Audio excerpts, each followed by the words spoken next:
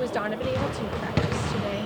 He did what we did today. Okay. Yeah. Is there any concern from the Wednesday's game that you were you in a little bit more? I mean, the medical group is taking care of and paying attention to it, but all signs are positive right now, but we'll see.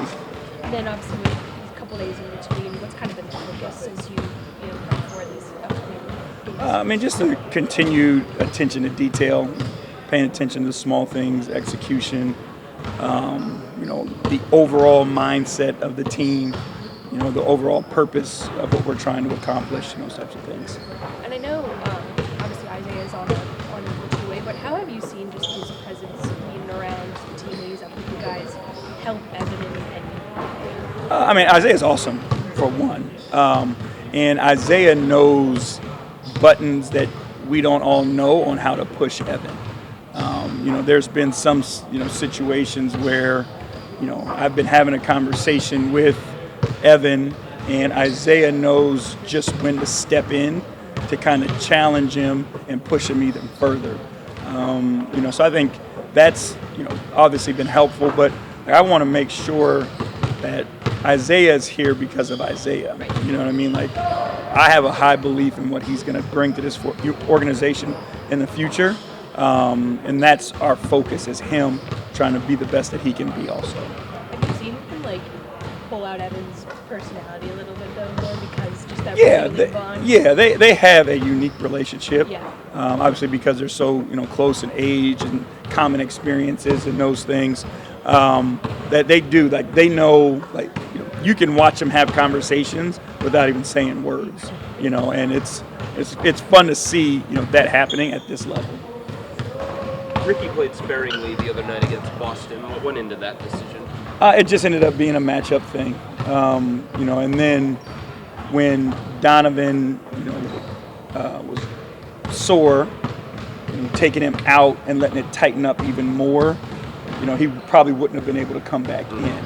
So it was just one of those things where his run ended up being longer than normal, and it affected Ricky. But Ricky will be playing. There is no in and out or doubt about that. J.B., how much of this next month coming up with these games, when it comes to your lineup decisions, is going to be matchup based? I think there is a set group that we have, and that set group will play. My conversation today with the group was, outside of that set group, it will be what the team needs that night. So making sure that everybody is prepared when their number is called. Always understanding that at this point in the season and moving forward, rotations shrink. And then, it's what the team needs that makes that 8-9 decision. When it comes to what the team needs, is that going into the game? Do you use a specific run to determine that, or how does that? It's going into the game to begin with, yeah. And then it's having a feel of what's going on right now. Do we need more defensive presence? Do we need more size? Is our offense sputtering? Do we need a change there? I think those are the things that happen, that we'll continue to focus on and pay attention. How much of a challenge is that for a coach to do it based on the field? It depends on how good your feel is. How good do you think your feel is? I think I have an understanding of what our team needs in the moment.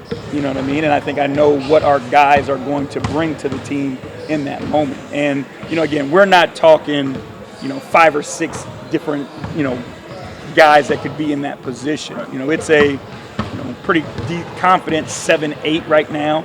And then, 8.5, 9 is where that position could change. Coach, once we play Boston on Monday, we're going to start a stretch of 4 mini 2-game series. Is there something that the guys can get that prepare them for the playoff in terms of adjustment from game to game, something they haven't had? Yeah, it's a great experience. Again, when you're talking about, you never just turn things on, right? You have to practice things and get reps at things in order to gain the experience and trust in it. So when you do have these back-to-back situations, it gives you an opportunity to prepare for a game and then prepare for the adjustment game. And again, having practice at being able to do that is definitely helpful. how helpful is that there's one like right before the playoffs with Orlando?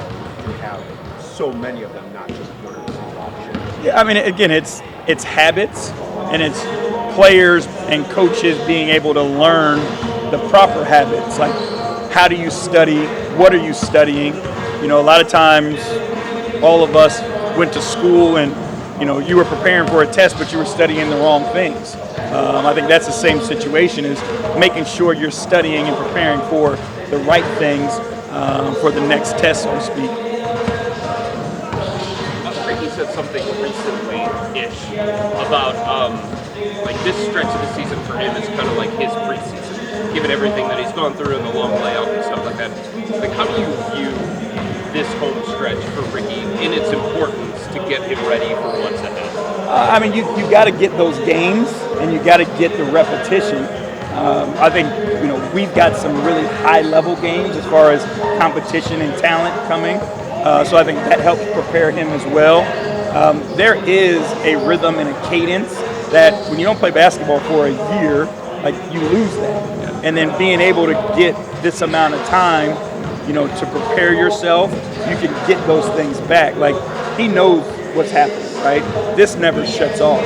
But there is an adjustment to the speed of coaches versus the speed of, you know, NBA players.